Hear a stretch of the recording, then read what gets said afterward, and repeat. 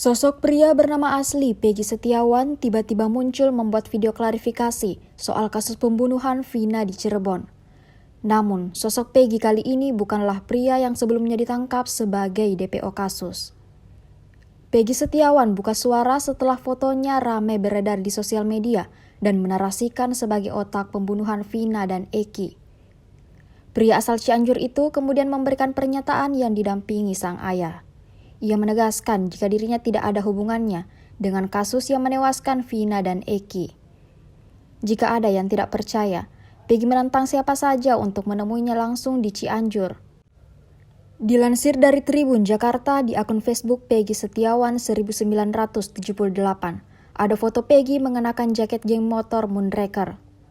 Nama geng tersebut dikaitkan dengan kasus kematian Vina dan Eki. Moonraker disebut kala itu dimintai bantuan oleh seorang terpidana kasus untuk mencari geng motor XTC.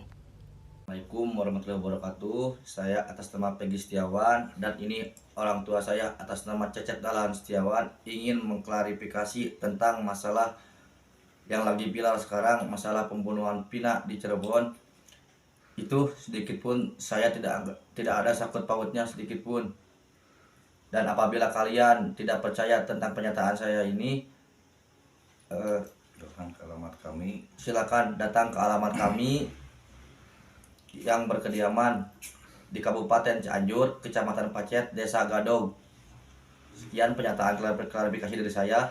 Wassalamualaikum warahmatullahi wabarakatuh. Download Tribun X sekarang, menghadirkan lokal menjadi Indonesia.